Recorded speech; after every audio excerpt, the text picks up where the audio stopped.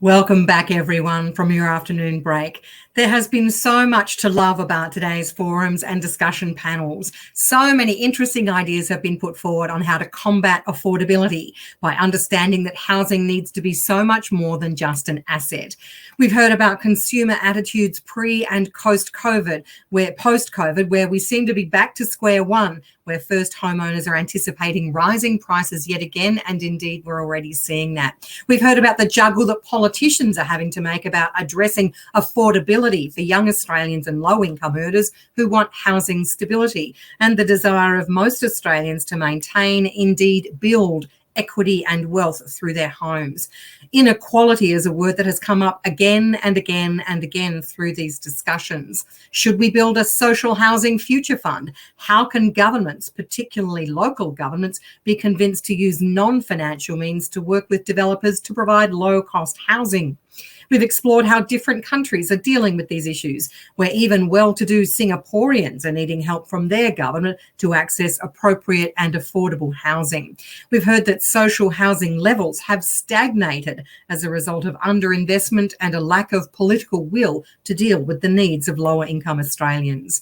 But amidst it all, there is hope and there is optimism, and the ideas we've been hearing today, the passion, the dedication of our speakers and their colleagues in the sector, well, that's heartening indeed. And we know out there is housing that is good and does good too. And there's more to come. We're now about to begin our next panel conversation on the social value of affordable housing. As a reminder, please remember to utilise the chat feature to interact. That's up there on your screen on the right-hand side. And the Q&A, the question feature, is also something we'd like you to put to good use and putting questions to our panellists.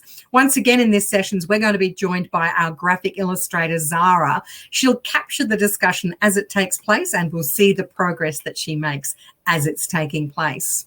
I would like now to welcome Dr. Katrina Raynor, Post-Doctoral Research Fellow in Affordable Housing. She's at the Faculty of Architecture, Building and Planning at the Melbourne University. She's going to chair and introduce this panel. Welcome, Kate.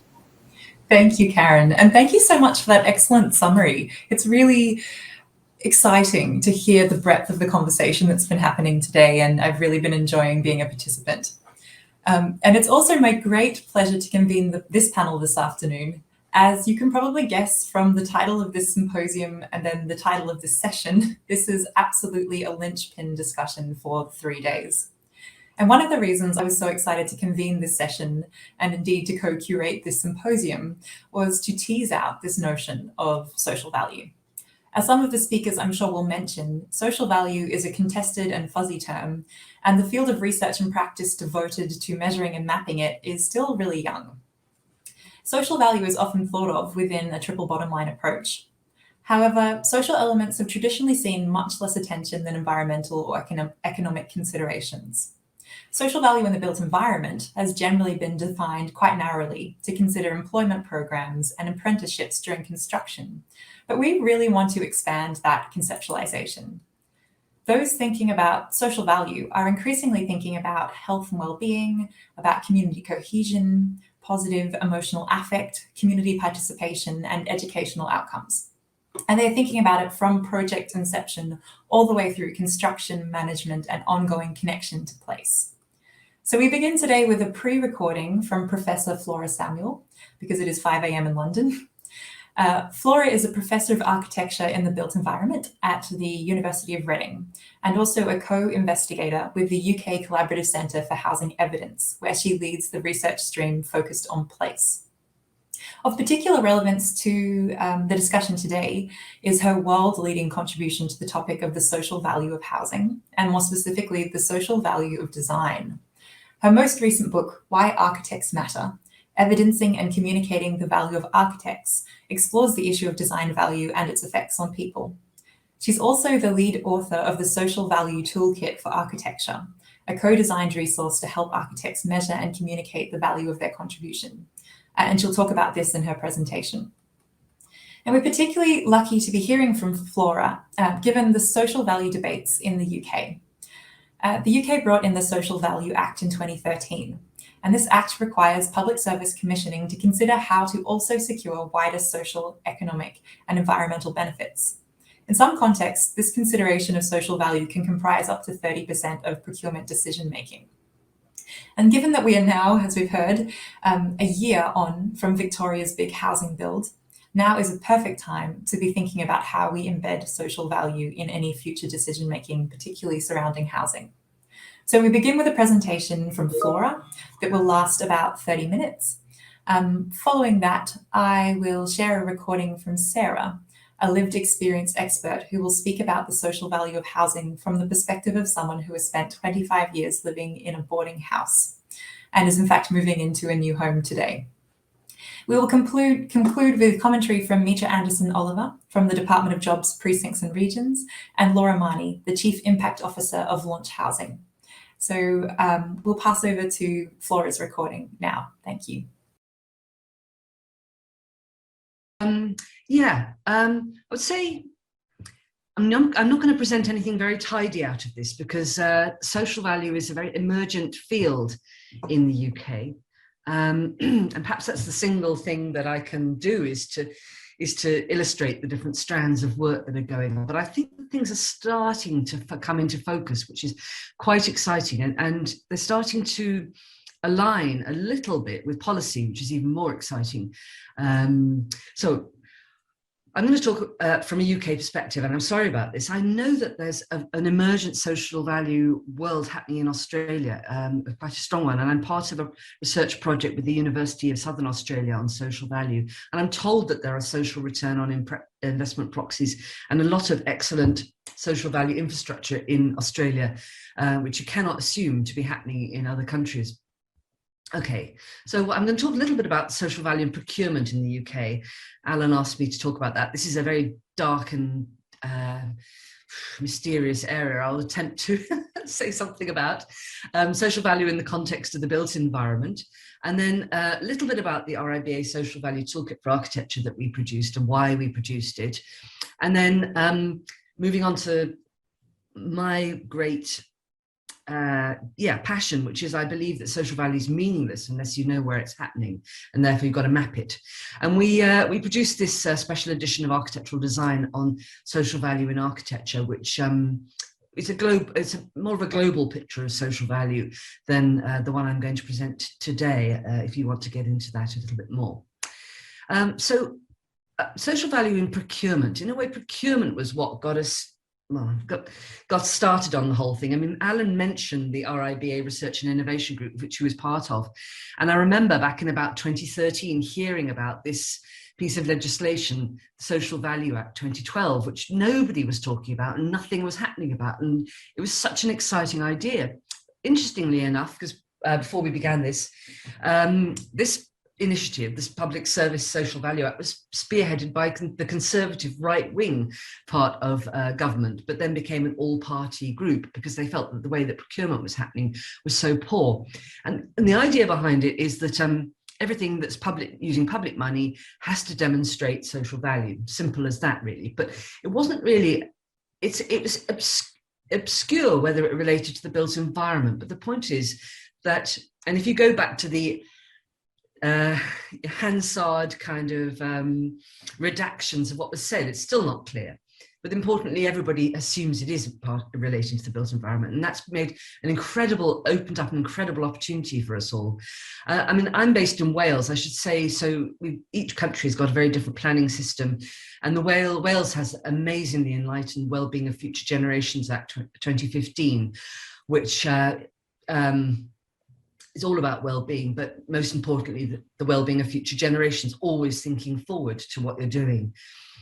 This is this is all a bit of a kind of Anunnaki part of the talk, which is, here's a screenshot of the star procurement system of Greater Manchester Council. Now, Manchester are really spearheading good stuff in terms of their social value work. And so I just put this up to show, they're really going to try and help people to talk about social value. Now, one of the things that got me into this area of social value was that architects were saying to me, we are asked to bid for projects and we have to say something about social value and we just don't know what to say. And the way that the questions are formulated for us to answer just don't make any sense at all. And so this is why we kind of got to work on this whole thing of social value. Well, social architecture has been a big thing in my work anyway. But apparently in Britain, it varies in different projects, but a project is a bid for a project is assessed for things like, 10% social value, 30% environment, 30% quality, nobody knows what quality is, and then maybe 10% diversity, you know, something really very, very troublingly small going on around that. And basically what happens, I'm told, in these meetings is people say, I don't know how to do quality, don't know how to do that. Let's do it on money every time. I mean, not every time, but that's a very, very common response to ultimately give jobs to people based on monetary value and not anything else, because the other things are so poorly understood. And what I like about Manchester, I'm going to be arguing for a world which is evaluated according to the triple bottom line of sustainability, environment, social, economic. And I believe, in my ideal world, and I think many other people do, that these things should be assessed a third, a third, a third. Now, nobody's giving a third of their evaluations to social value yet, but I think Manchester is creeping up towards 20% and maybe even further recently. So that's kind of exciting. And I think this is where we need to be heading, is for the social value part to be advancing up the procurement ladder so that we can get projects that demonstrate social value, so that people start making an effort with social value, and of course, so that we have social value. So a lot of it comes back down, well, pretty much everything comes back down to procurement. So social value in the context of the built environment. So as Alan mentioned, I've been in umpteen groups which have been looking at the future of social value. There was a kind of power struggle about who's going to be in charge of social value, and I was on a lot of these different groups, and they're still powering away, trying to sort of lead the race. But social value, by its very nature, people tend to work quite closely together. But so there was a lot of work done on what is social value, and I think the UK Green Building Council did the best job of this. So this is their framework for defining social value. It's got the triple bottom line: social, economic, environmental, that of course are fundamental. I say of course, other people might, there are other approaches like the 5 capitals approach, the 7 capitals approach, the 4 capitals approach. There are lots of different other ways of looking at value, but I believe keep it simple to this one: people, planet, prosperity. And they've managed to combine this model with the, I don't know if you've come across Kate Raworth, who's an economist. She's written an incredibly influential book called Donut Economics. And they've managed to combine the sort of scalar element of donut economics with the triple bottom line, which I think is quite clever as a starting point. And they were very agnostic. So I think that's a bit that I think their work will be very influential across the field. Now, the triple bottom line, social, environmental, economic, is supposedly written into everything in UK policy. It's written into the National Planning Policy Framework here: economic, social, environmental. But I hasten to say that the new documents coming out of one part of government are saying planning for the future and stuff don't even mention these things. They don't mention this. So we've got a terrible lack of joined upness going on across government around housing at the moment. And then we got the Treasury Green Book, which is how the government makes all its decisions on cost benefit analyses. And that has become triple bottom line: environmental, social, and economic. And they've even given this well-being guidance for appraisal. Supplementary Green Book guidance is out there. But everybody recognizes the social part of the Green Book is really a bit, needs work. In the past, it was things like volunteer hours, stuff like that were used to designate social value. But I think this is part of a kind of collective mission that's going on at the moment, is to improve how social value is articulated. Obviously, environmental values is, however contested, is carbon, biodiversity. We have some quite solid measures out there. And economic value, well, like a sort of I was going to say you could just, obviously it's money, but it's not quite as simple as that. But there are, you know, clear measures in that sense. But it's the social that's a really contested and exciting area. And this is all happening in the context of new forms of building procurement. So the Construction Leadership Council came out, a surveyor called Anne Bentley wrote this really important report in 2018 on the future of procurement, building procurement. And I wrote in my book, Why Architects Matter, about a lot of clever clients who are moving towards a form of building procurement which is about value. So get rid of all those giant tomes which lawyers make a lot of money out of, but instead say the team's all got to work together as a collective under one united insurance policy and deliver certain kinds of value. So this was very, very key, and it's all about, and whole life value comes into it too, which is very important. So when clever clients are moving towards the situation of procuring around value, and so this Construction Innovation Hub then went and got a lot of money to develop the value tool, which you can find on the web. And this is these are their measures of value. This is where for some reason they use the 4 capitals approach, and I will never know why, despite everybody saying, please use the triple bottom line. But you can see that the 4 capitals and the produce, natural, social, and human have some correlation with the triple bottom line. And these were, I was part of, again, many, many groups where we were deciding on measures and ways of talking about these different factors. And so the idea is a client can come along and say, use a kind of graphic equalizer and say, I want a lot of this kind of value or a lot of that kind of value. And increasingly, it's going to put pressure on architects and construction firms to say, well, we achieved this much value on our past projects, so we're a safe pair of hands for you to work with future projects. So there's a big lot of catching up to be going on there, to be collecting data on the performance of past projects. I should say I'm generally very skeptical about measurement and any of these things, and I only enter into this realm because we have to talk this language to get heard if we want good design and good places, it seems to me. So this is Anglia Water, which is a big water company, and they have these customer outcomes, a smaller footprint, caring for communities and so on. And so all of the things that they procure will be based on achieving these outcomes on a value-based, using value-based methodology. Another reason I'm really, I think it's very important to start defining and offering ways of measuring social value is because we have this whole world of digital doppelgangers, digital twin cities, which are starting to emerge. The idea of modeling cities before they're actually built. And I think it'd be very scary to have city systems modeled or built without any notion of the social coming into them.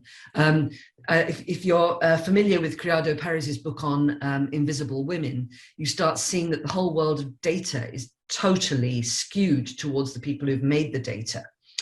And so it's a very political and important world to make sure that we get the right data into these models. And in a way, the time is now for getting the right data into these models. It's something that you can't take for granted at all. So we had a stab at saying what was the social value of buildings in our special edition of architectural design. I suppose I haven't really mentioned, the standard measures of social value that have always been used in construction are things like apprenticeships, jobs given to an ex-offender. Yeah, and that was very liable to people playing games with that. Give an ex-offender a job for one day, give that ex-offender a job another day, and that's 2 jobs. Those sort of things. So jobs and apprenticeships were the very classic one. But what we're arguing for here is that the actual building itself is delivering social value throughout its life. So there's jobs and apprenticeships, yes, absolutely. And we also need to make sure that things like year-out students and interns and other kinds of roles are included in those categories. because that was one of the problems for architecture practices. They didn't have apprentices, so they couldn't say that they'd done any helping of young people or new people getting into the field. There's the well-being actually generated by the design, and that's going to be the focus of my discussion of the social value toolkit. But there's also the learning developed through construction. And by that I mean, so we have architects like Piers Taylor, who I work with, who build buildings with complete amateurs. So he built a building at Weston Burt Arboretum in the south of England, which was for the local higher education college, and it was training the people in the college to learn how to build through the building. And I think that that's a very acknowledged and important area of what we do going forward, building with novices. And then, of course, there's designing with the community, and that has also very familiar benefits. And the last one we put in here was building with local materials, which I think is going to be so easy to measure with a BIM model. How many miles did that material come from? And how many miles did that service come from? I mean, you could do it in carbon as well. But, you know, in Britain at the moment, we have a complete, there is no plywood.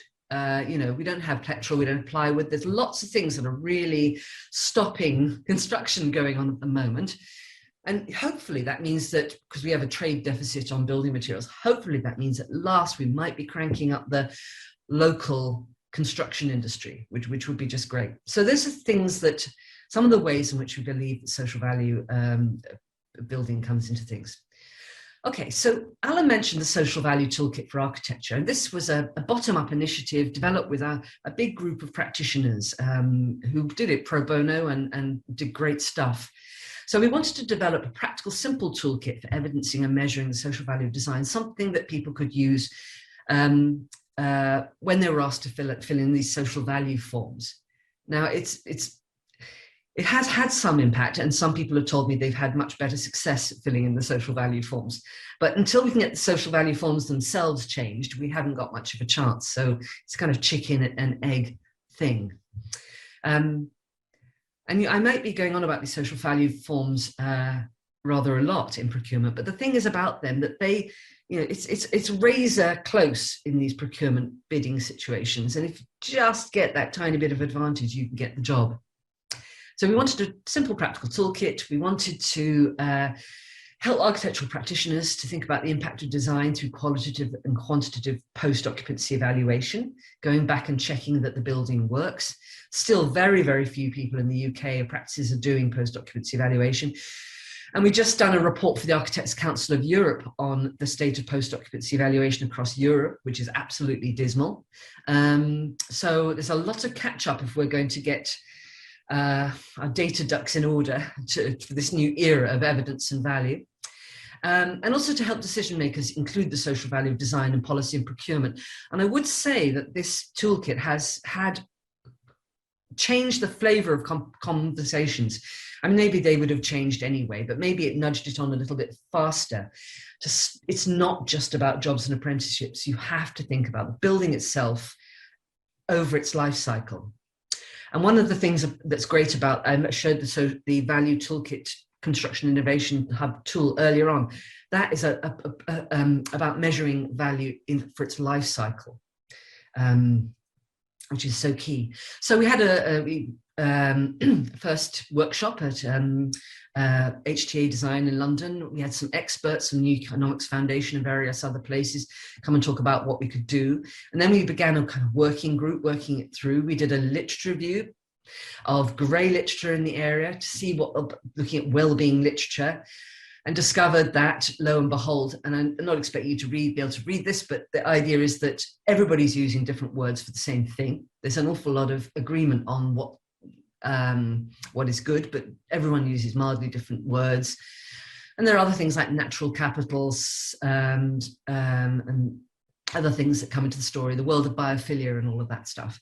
But having dredged through all of that stuff, we came to the conclusion that there were particularly important things that could be pulled together. And we were trying to be super simple as a first step. And that was positive emotions. That's things like connecting with nature and so on. Connecting people, connecting one another. Freedom and flexibility, having a degree of autonomy is a really important part of well-being. And participation, if relevant, if that was part of the process of design. These are very similar to the New Economics Foundation in London has published a thing called 5 Ways to Wellbeing. And I think 5 Ways to Wellbeing is just pretty much the best. So they're very similar, these ones. So we took them out and we worked with architects to develop post-occupancy questions underneath those headings. And we worked with students and did workshops around the place. And then we piloted the post-occupancy questions that we generated. So these are example post-occupancy questions. They may look dead simple, but I can tell you they're not. It took a long time to come up with them. So my neighborhood gives me opportunities to stop and talk with people regularly. You put this strongly agree, neutral, disagree, strongly disagree, which is like a Likert scale as a multiplier that you can use against that. You can ask a question about whether I feel this because of the my new home that I've just moved into.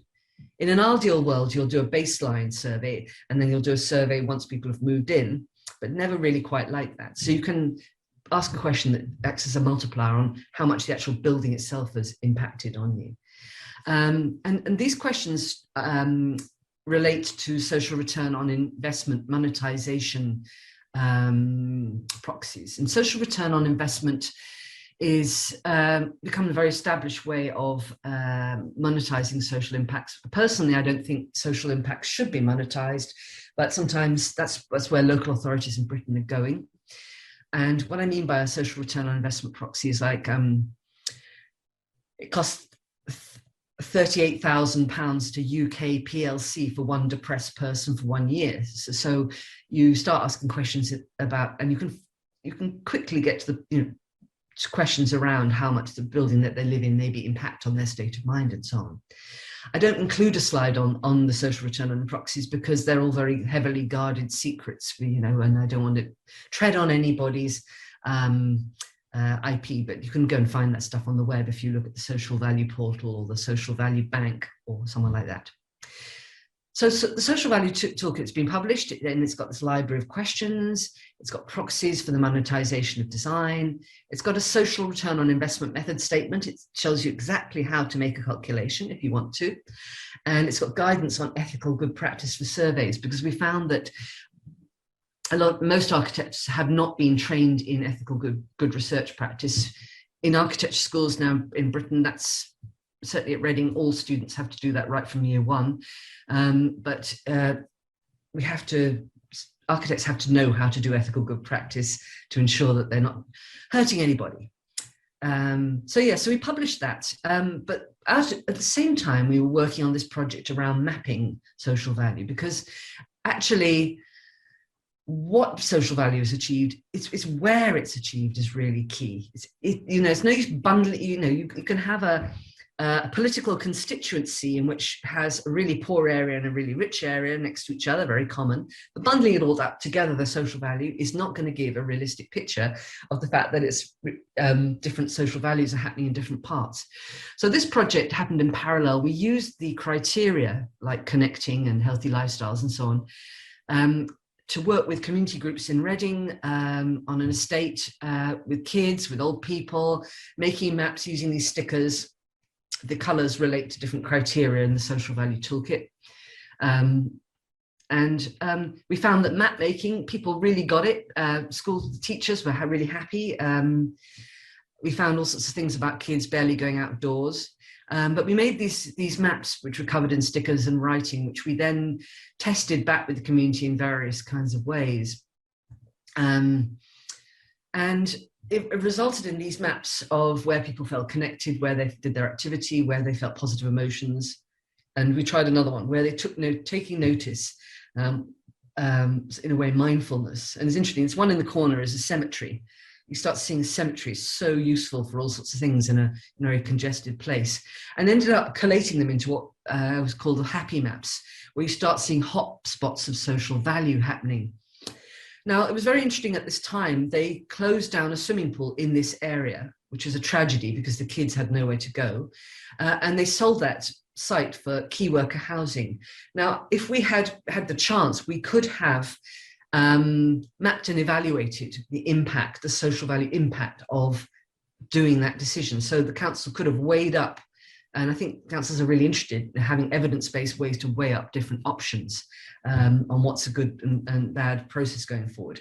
So yeah, so we did a report on it for the local authority, but I like this poster that Ellie, the researcher on the project, did, which shows this multi-layered mapping technique, because this multi-layered mapping technique is very, very key. It comes from Ian McHarg way back in the 1970s. It's fundamental to my work going forward. So I should say, and we published an academic journal paper on it with all the techniques if you need to know about it. But so this project led to this project, which I'm working on with Stantec, which are a global infrastructure and land use consultancy. And our mission here initially was to make the laborious connection between physical maps and digital maps, to develop the AI to make that simple, so people just draw on the map and it goes straight digitally into the map. But actually this project has taken a different slant. In Britain at the moment, local authorities, they make a local development plan every 5 years to decide what's going to happen in that place. And the local development plan is full of developers doing all sorts of lobbying right at the very start. It's an absolute shenanigans at the beginning. And it's based on economic assessment and sustainability assessment. There is no social in there whatsoever. And I feel this in my own street here, where we have community battles all the time about the businesses that are encroaching on our life. But we're told, it's in the local development plan, nothing you can do. And so I've got a personal stake in this subject as well as a research stake. So what we're doing with the Better Places Toolkit is we're trying to help local authorities to bring the social into the very early strategic decision-making about how land is used. That's our aim with this. And in order to do that, we're developing a map-based system. So this is Greater Manchester Council, again, great, giving them a lot of plugs, but they're an amazing council. Andy Burnham, who runs them, is an amazing head of the council. Every place we have what we call passive data. So there are data sets of maps of things like indices of deprivation, mortality rates. Passive data is like blue infrastructure, rivers, water, green infrastructure, parks, etc. So we have passive data, and you can build algorithms into those data layers to say how valid they are as data sets. And you can also build algorithms into the map to show, for example, if a motorway is stopping kids in a school from accessing a playground across the motorway. So you can do all sorts of parametric things to these maps. But the idea is that you have these passive data maps and multi-layered maps, a bit like our social value maps. And then on top of that, you have the social value maps, which are actually made with the community live on a real-time basis constantly. Kind of think TripAdvisor, something like that. This is where we're heading towards. So Manchester has all their maps of data, but they're not collated, they've not been curated. And nor have they been, they're not tremendously user-friendly. Because what I've realized, a lot of my work at the moment recently is about community consultation and engagement, but the community cannot engage if they do not have decent, intelligible data to understand the pros and cons of if we put more housing there or we added a school here. Without data, the community is totally disempowered.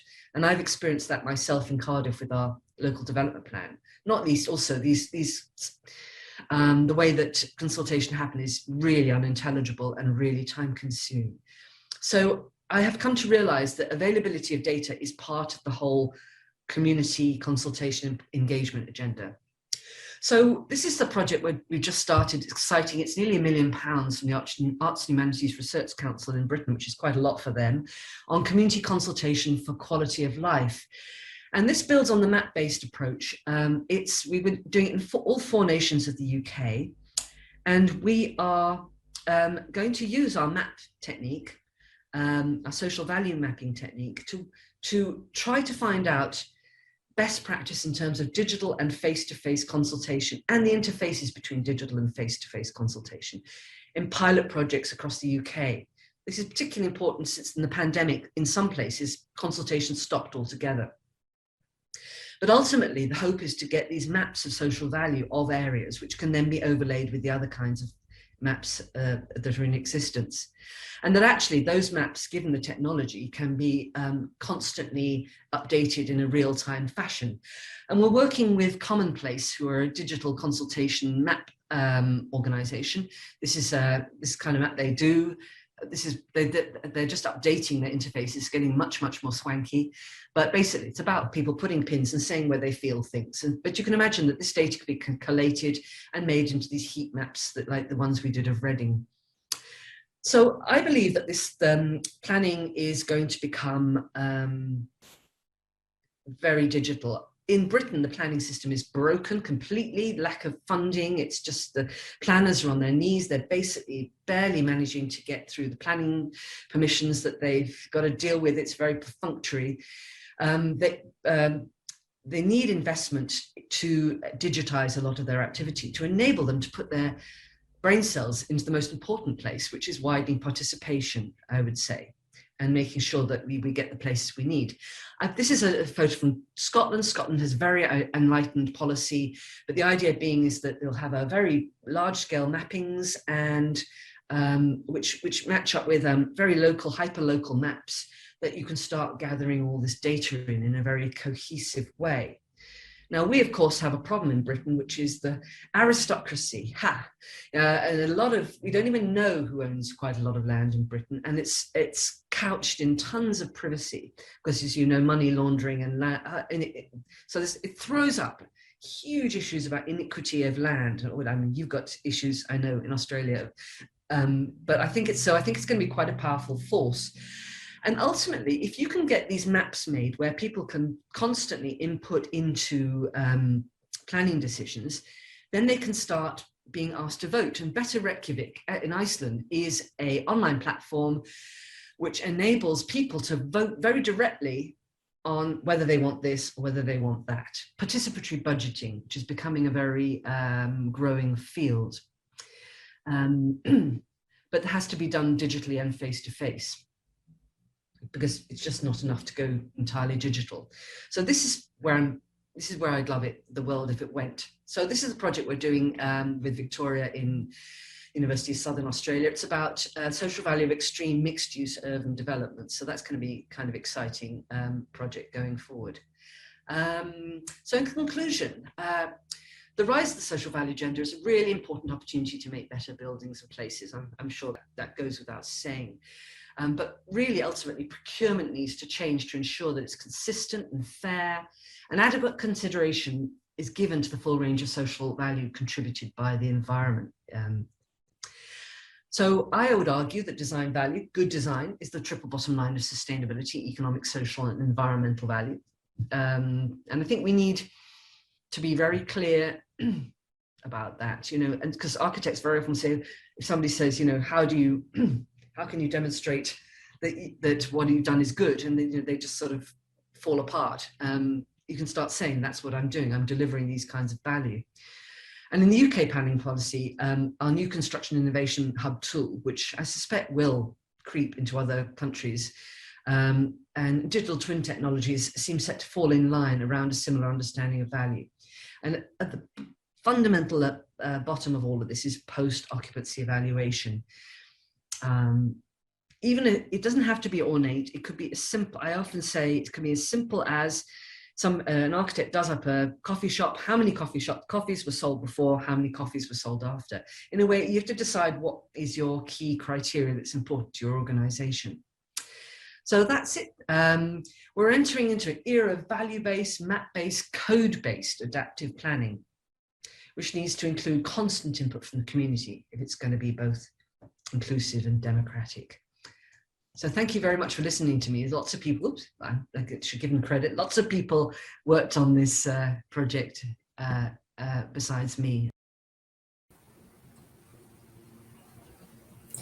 Right, hi everyone again, and thank you to Flora in her absence for that incredibly rich and interesting presentation.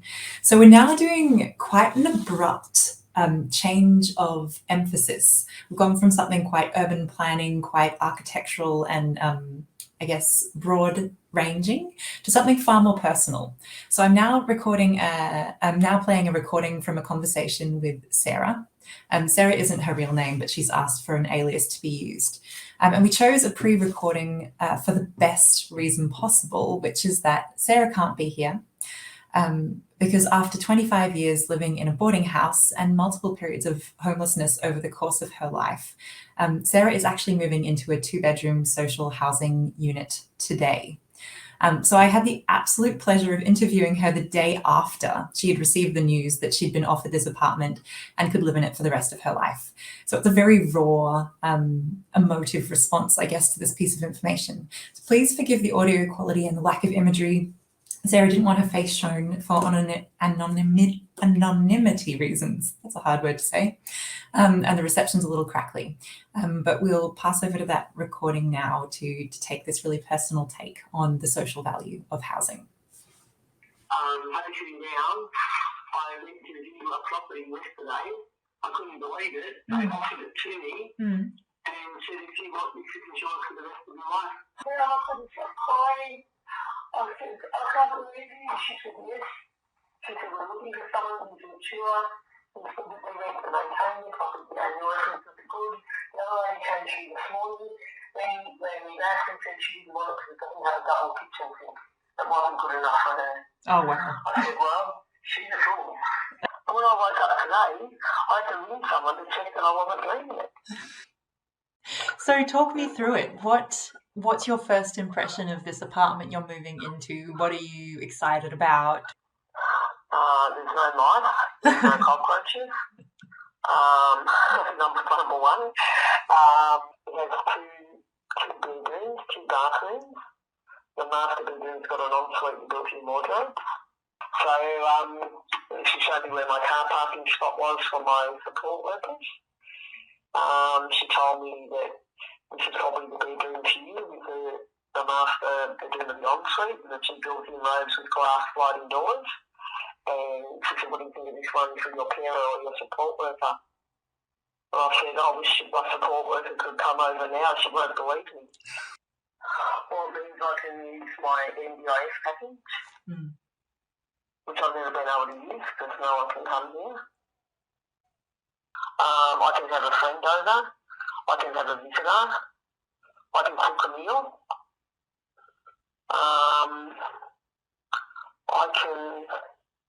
I can start living. I can stop wearing these hideous clothes that I'm forced to wear because you just want to essentially assault me. They've got no idea what I look like, but I really look like.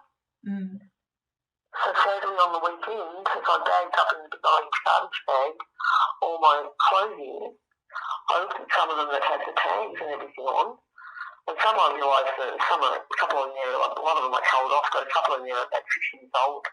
Oh, wow. And psychologically, what happens to me, I'm being so admired like I was 2 years ago. I bought this beautiful dress from Forever New or Forever Now, whatever it's called. I tried it on at mine, and the 2 girls that were helping me, they go, oh, that really looks lovely on you. We've seen a lot of people try it on, but this suits you. And I said, yeah, it's really pretty. Anyway, I bought it, and I came home, and a couple of weeks later, my friend wanted to meet me and go out for lunch. And for a catch-up, I said, yeah, it's a lovely day. She goes, where are you dress? I said, yeah. And I put it on, and I made it as far as the entrance door to my unit. I couldn't open the door. This has happened before. I went back, took it off, put my big tracksuit on, put my big size 18 top on, and put my raincoat over the top. So she sat at the cafe, dressed up nice in a pantsuit, like one of those jumpsuit things, and a nice blouse and makeup on, and I sat there looking like I do because of where I live. Yeah. And I'm feeling very anxious Mm. because I've been institutionalised by this building Mm.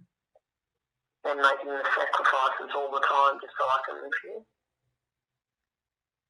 Over 10 years ago, I took my address book, lifted up downstairs and threw it in the bin because I realised I could no longer have a female or anything that I so a male and they could handle themselves come to the house. People had their cars broken into. My friends' young Christian daughters who are only like 10 and 12 came to visit me. And their father was coming to collect them to take them to Planet Shakers because they're a Christian group. And as I came down the stairs, the girls had tripped me and 2 men were trying to molest them. A 10-year-old child, a Christian, were trying to molest them. Yeah. So I had to jump in the middle of it, drag the girls away, get them into the cage entrance, and grab the biggest rubbish bin I could find, and I ran into the sky. I said, get away from them, get away from them. And the girls were crying, they were screaming. Everyone has the right to feel safe and secure. Just because you're getting subsidised rent doesn't mean you should have subsidised standards.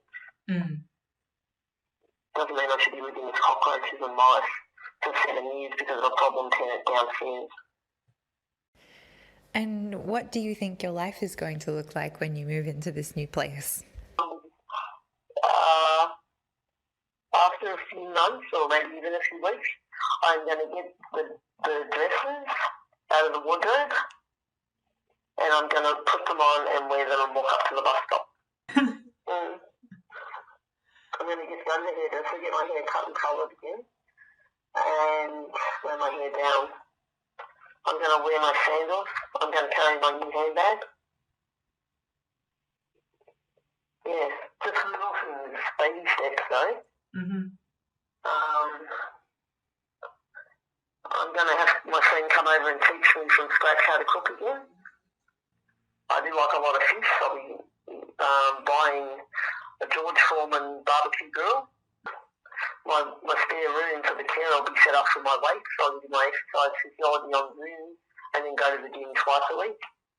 And my laptop will be permanently set up on my desk with my lamp, not hidden in a locker at school. I'll be able to have a friend over, a visitor over, sit out on the balcony at sunset and just relax and have a glass of wine in whatever I feel like wearing. If I feel like wearing a tracksuit, I'll wear it. If I feel like wearing shorts, I'll wear them because no one's going to see me. I intend to make this promise to you, Kate, I'm going to wear those dresses. They've never had a life. They've never been out on a date. They've never been out for a Saturday night to a restaurant. I promise them, I honour them, but that's what I'm going to do. So the social value of housing is having a safe, affordable, secure place to live without being inhibited, harassed. And the social value is the new start, the new community, the new foundations, giving you the opportunity to build a new life and repair like an old car. The mechanics in emotionally, physically, and it's like taking me to altitude. I'm going to pretend I'm a car and I need servicing, I need a tune-up, I need to relearn those things that every woman should be able to take for granted in the future if you have a safe, secure, the social value of housing. And thank you to Sarah in her absence for that really powerful discussion. And one thing that I find so important about including that conversation is the detail, the fine-grained detail of what housing allows you to do. And it's really easy from an academic perspective to talk about the correlations between stable housing and educational attainment or health and well-being, but it's not until you get into that fine-grained discussion that it really becomes apparent what becomes available to you when you have that access to security of housing. So thank you again to Sarah. So I'd like to now pass over to Mitra. to give her perspectives on this topic as well. Mitra and Anderson Oliver has over a decade of experience in strategic planning and design, sustainable cities and housing policy. Her current role is with the Melbourne Arts Precincts Transformation Group at the Department of Jobs, Precincts and Regions.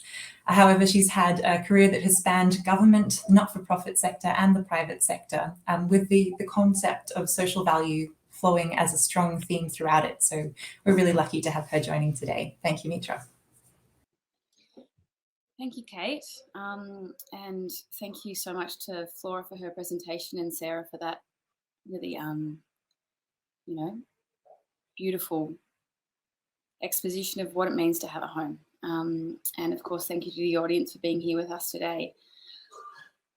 I don't have that long to present today. I think we're mostly here commenting on what we've heard. And I guess where I think we're at an interesting point in this discussion in determining the social value of housing is really moving from the individual experience of having a home, having secure shelter, through to the public policy kind of considerations when we're building that housing.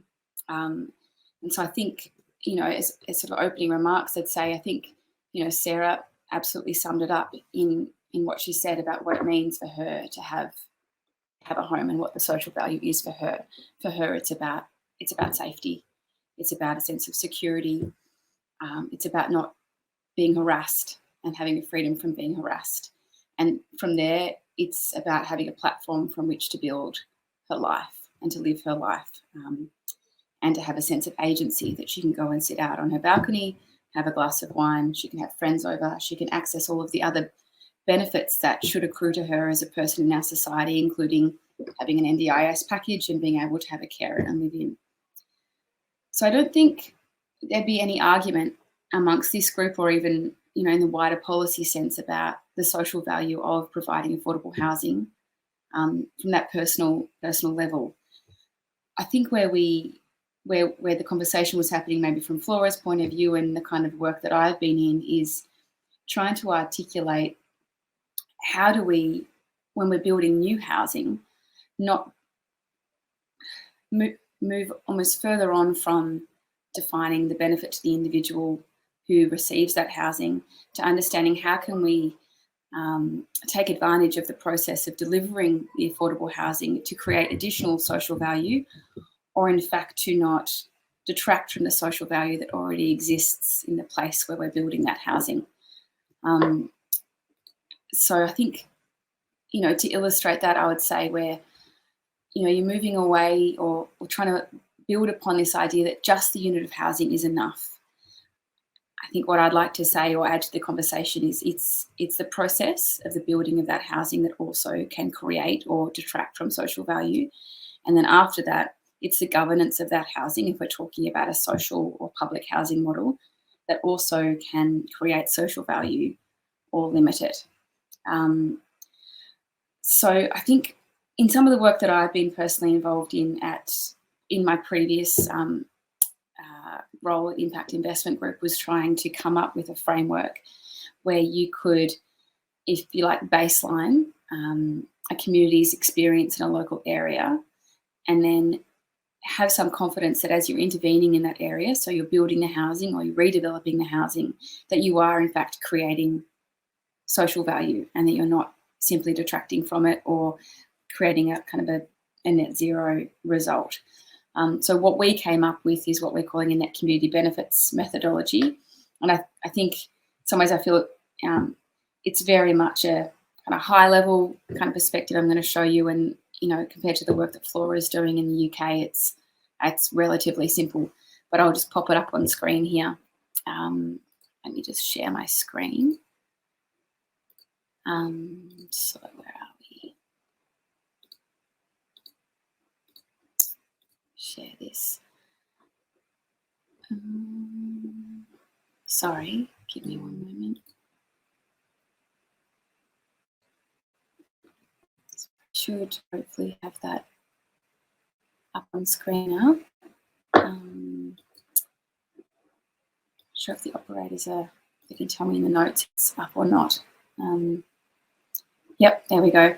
So this is essentially the model that we we stepped out to try and measure social value and to put some kind of a rigour around it. And we've outlined it really in a paper called Clarifying Community Benefits to Improve Place-Based Programs. And basically the methodology that we run through is that at the start, you need to define the dimensions of community benefit. And I think Flora went to that as well in her presentation about what can we agree is social value. And then you might identify the indicators for each dimension of that community benefit. We've had a crack at that over here, drawing particularly on the City Prosperity Initiative that's connected to the Sustainable Development Goals. And then you might define the potential indicators of that community benefit. So for quality of life, you might look at proximity to infrastructure. For urban governance, you might look at participation rates or how many collaborations or partnerships are in a given area. You work to develop the data to inform those indicators. Very importantly, you look to the local community to input into those data sets, and then you evaluate the outcomes as you go forward. Now, this model is, as Flora was pointing out, part of really a global conversation on how we manage our impact in our projects, how we go about getting beyond a sort of purely financial or economic assessment of value. And I think that this is, a very important conversation. And I don't think that we're quite there yet, essentially. I think we're still potentially at a point in public policy in our country of seeing the pure provision of the unit of housing as being the social value, as opposed to really understanding what it means once you've moved into that dwelling, how you can continue to have that sense of self-governance and agency in your life. Or going way back to the beginning, when we're starting the construction of that housing, what it means to displace the people that might already be living there, and what it means to work with a community who are going to be the future inhabitants. When I listen to Sarah's presentation, though, I feel like we're still not quite meeting just that demand for that shelter. So, for me, that's still the priority, and I think this government's big housing build is going a huge way to trying to meet that urgent demand and backlog of demand for safe, secure housing. As Sarah said, one kitchen sink is good for her right now. It's moving beyond a very, very insecure environment into a place that she can call home. And the value of that is almost unmeasurable. But I do think there is an opportunity for us as a society and for our governments to be looking at how we can create social value in and around our housing projects and think much more critically about how we can engage with the population who either already live there or who are intended to live there, and understand how we can involve them and find empowerment through that provision of housing and the ongoing governance of that housing. That might be enough for me for now. Thank you, Mitra. And I'm really glad that you brought up that point of, I guess, something that we'll be unpacking over the course of this symposium, which is how do you talk about social value and delivering really good housing in the context of such a huge deficit, and avoiding falling into that argument of, any housing, any quantum of housing is a good outcome, while balancing that against those broader conversations is, it's a really important thing to be thinking through. I'd like to now invite Laura to have a response as well. And Laura is the Chief Impact Officer of Launch Housing, one of the largest housing and homelessness service providers in Victoria. And one of the key arguments she makes is, how can you change what you can't measure? So it's great to be able to bring your perspective into the discussion as well, Laura. Thank you. Thanks very much, Kate. It's lovely to be here. And to have heard everyone before me, it's been such an interesting set of conversations, and something that for me brings a lot of my past experiences in urban design and integrated infrastructure planning with my current role, working mainly in homelessness service provision and housing provision. And how we measure social value and the thoughts we've had around that have changed for me in those roles. And listening to the conversations and Sarah's discussion of why a house is so important to her kind of crystallized that for me a little bit. And I think what I would like to focus on is social housing. We do work in affordable housing, But social housing is often the aspect that can be missed, because all of the aspects of social value that we're talking about are incredibly important at an individual or community level when it's related to social housing and to people that don't have the opportunity in some ways to get into any other housing. Social value is the reason why Launch exists. It's why our people come to work every day, and it's what we do. And we've worked really hard to start measuring what that means and how to articulate that better. We measure impact so that we can have our clients' outcomes at the centre, the focus of everything we do, and we can understand the change that we're making, both at an individual level but also at a community level. And I think it's really important, and this goes back to Flora's conversation, that it's more than a cost-benefit analysis. Understanding social value and the triple bottom line is nice in theory, but you can miss people, and particularly those people who are marginalised or incredibly vulnerable, who statistically may not show up in our modelling. And so therefore, if we don't ask the right questions and understand exactly what it is that we're trying to achieve, they can be missed. And we can have great social value for the broader community, but not for those people who are at risk of or experiencing homelessness, or those people living in crisis situations who aren't able to engage in mapping processes, who might not be part of the social procurement measures that come into construction projects, and elements like that. So to us, it's really important that the value of social housing is considered both at an individual level as well as a community level. And that requires a multifaceted approach to understanding the outcomes you're trying to achieve and the different types of measures that you're using to get there. We've designed a set of, we have 10 impact measures and we have an outcomes framework that we use so that all of our programs can be aligned in order of what it is that we're trying to achieve to help us end homelessness in Melbourne. It also helps provide an alternative to there's still a fairly strong focus on using outputs as an indicator of success or progress. I think there's a lot of goodwill and good intention, but often when it comes down to it, we're still talking about outputs. We're still talking about the number of people housed, as opposed to, are they able to sustain their tenancies? Are they in a place where they want to be, where they feel safe, where they feel secure? How is everybody that is living in this social and affordable housing interacting with their communities going forward? So the reason we measure our social value and measure the impact we're making is so that we can understand where we can best direct our efforts for scaling up programs that we know will work, for trying new programs and understanding what has worked and what hasn't, and for increasing the impact that we're having both at a program level, at an organisation level, but also at a system level, because homelessness and social housing and affordable housing doesn't happen in a vacuum. It's not just about the infrastructure, it's the infrastructure and the services that support it and the communities that are built around it or that they're integrated with. We also, though, the other reason we measure our social value and our impact is to help us better communicate with funders. And that goes back, I guess, to what Flora was talking about earlier in terms of the different ways of communicating the social value that you're having.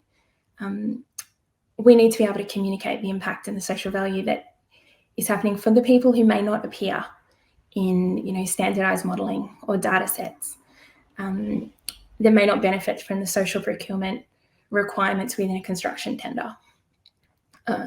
And I was interested when Flora was talking about the procurement for social value, and the procurement process. It is usually focused on the construction phase because it's probably the easiest thing to measure, but it doesn't really take into account the end impact and the end effect of those projects and what it means. So to me, that was an interesting conversation, and one that I'm now seeing from a different side, outside the urban design and government space, into how it actually works and affects people on the ground, but also the huge benefits that can be had from using the impacts that we understand and the data that we know to make change and to make things better.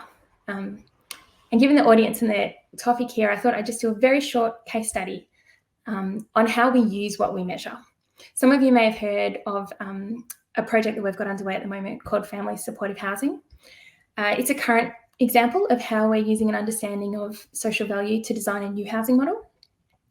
So supportive housing brings together permanent, affordable and safe housing together with targeted on-site support. Our family supportive housing program has been designed drawing on evidence from the well-known Common Ground model, which some people in this symposium may be aware of. But where Common Ground tends to work with individuals with complex needs, we're applying it in a different context. So to house and support women and children escaping family violence. The model is proven and practical and cost effective. And what we're doing is taking the idea and applying different design principles to the building and a different understanding of how we integrate with communities and support systems to make sure that we are getting the best social value, both for the community that it'll be in Dandenong, but more importantly, from our perspective, also for the families and the women and the children that'll be living inside that housing project, because that'll be their long-term home. And so it's really important that we are able to work with the community and with the people who will be moving into this housing to understand the value and what's important. And that's one of the elements that I was reflecting on when Flora was talking about the mapping program. I like the mapping programs and the way they work, but they do tend to exclude those people who either are not currently in the community or who feel marginalised from it. So if you don't integrate people into the community properly and the support services are aware and you're removing misconceptions and stigma on the way through, it's very, very difficult to know whether or not those places that other people identify as safe are also seen as safe by the people who are going to be living in these houses or these buildings. So our evaluation framework for this covers building design through to implementation and long-term outcomes, so that we're understanding all the different facets that are going into creating these outcomes for the community and the individuals involved. And as part of this, the building is due to be completed early next year, but we have already started an intensive community engagement program to help build understanding and support for the building going forward and what it is that you'll be doing. And for those of you who are interested, it's going to be 60 apartments that will have studios and 2 to 4 bedrooms that are flexibly designed with dual keys, because we know that families shift and change. Teenagers move out, people might get older, they might not feel safe living in their own studio apartment. People need space. We've used a trauma-informed design process so that we've got a communal kitchen, we've got play spaces for children. We also have medical suites and consulting rooms on site. Plus a range of local partnerships, including our major partnership with Uniting to provide on-site and targeted support services for the women and children living there. But we're not just looking at social value, we're also looking at it's a very strong environmentally sustainable design, because not just that doesn't just equate to the triple bottom line from the environmental perspective, but a really strong environmentally sustainable design also means that we have lower ongoing living costs for the women and children who'll be living in that building. So we like to take all of those things into consideration as we're moving forward to understand the social value of what it is that we are trying to achieve here, and how we can make sure that we're achieving outcomes at an individual level as well as at a community level. I think that's probably enough from me, Kate. Thank you, Laura. And let's bring Mitra back in. But actually, before we go to that, I realise I've been remiss, and we have a beautiful graphic illustration happening in the background. We haven't celebrated it yet. So we'll be making this available. But Sarah, you do such beautiful work. Thank you for that. So I wanted to pick up a few themes that I think have been really interesting and have kind of followed through throughout this discussion, and then click over to 2 questions. I realise we've only got a little chunk of time at the end. And that is the idea of data. And Flora said we need to get our data ducks in a row. And that came up again with Mitra talking about how you're working through this process of measurement, but there's still work to be done. So I think data is a really important thing that has come up throughout.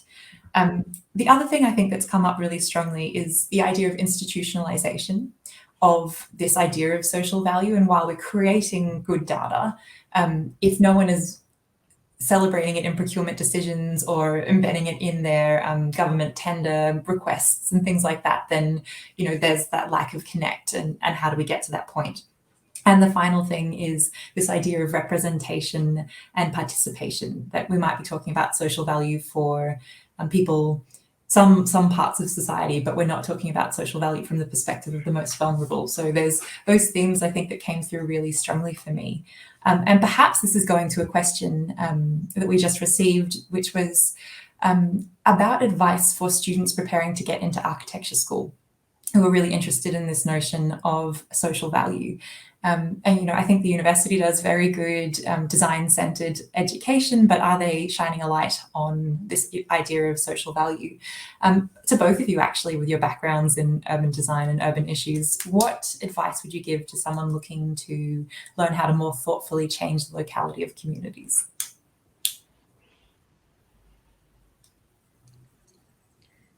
I could hazard a guess. I had not any intimate experience with the architecture degree itself, but as a urban planning master's graduate, I could say there's some really useful subjects that you could look at depending on what university you're at. But one that I took that I found really powerful was participation and negotiation. So I think it's probably about finding some subjects for yourself that offer that skill set and that insight into what it means to undertake participatory planning or a co-design process. And I expect that somewhere in your sort of design-based degrees, there'll be something like that on offer. But otherwise, yeah, seeking out expertise in the area is always a good idea. Yeah. It's a really interesting, it's an interesting question and an interesting way of thinking about it. I think you're right. Like, I agree, Mitra, in the urban planning masters, there's definitely ways to get it. I actually found, interestingly, regional planning and rural planning was a really useful way of understanding how communities work and how you can build that in urban settings, which I know is a little bit left field, but it did tend to be a different way of thinking about how you design in existing communities with new areas. I also did public policy, though, with some social work background, and I think that helped in terms of social work subjects, not social work itself. That helped in terms of building that understanding of at an individual level. It was actually moving outside the normal sphere into something a little bit different. And it's asking the right questions. So you can learn as much as you like, but if we're talking about data, we're talking about modelling, if you don't ask the right questions to make sure it is inclusive to all parts of the community, you won't ever get those answers, and you won't be able to change things if you don't know. I think your comment on doing those social work and public policy courses is interesting, because it seems to me that the built environment sector is not as far ahead as the social work sector. And in fact, in homelessness services and social services more broadly, there's a stronger background of social impact assessment, which is slightly different to quantifying social value, and potentially there's a lot we can learn from that. So actually, to you, Laura, because someone is asking about particular methodological inputs and you setting up the Launch Housing Impact Framework, is there any kind of resources that you've drawn on particularly strongly? We've drawn on a lot, and we've refined and gone back and around quite a bit in where we've landed. And there are a range of methodologies, but what we measure for ourselves is often different what we need to use to measure for funding agreements. So we measure the impact of our programs and the impact on individuals, but we also then need to be thinking about, the cost benefit, I guess, or the social return on investment, because that is how, in the world, that's how it is measured. That's how your programs are put up against others. But we do, and it's really important to our staff as well to know the impact that we're making on an individual and system level at the same time as being able to cross-reference. So we use a range of sources, the outcomes frameworks that sit within government, things that we already had, our own strategy. We've brought in some expertise on social return on investment. to bring it all together to make something that works for our clients and the type of work that we do, to make sure that they are recognised within the broader conversation of social value and impact, because they can just disappear otherwise. I think that for me, going back to my notes, I think Flora's presentation had like 15 amazing citations and resources that we could be looking to as well. Particularly that question was coming from a local government perspective, and there's some really rich information there. I wanted to ask a question to Mitra, and it's about this notion of institutionalization. I'd kind of like to ask you, with your hat as someone with a background in government, what kind of levers do you think we need to be changing to be able to change the way that government thinks about social value and values social value and embeds it in their own practices? Is there a pathway forward for changing this way of thinking about things?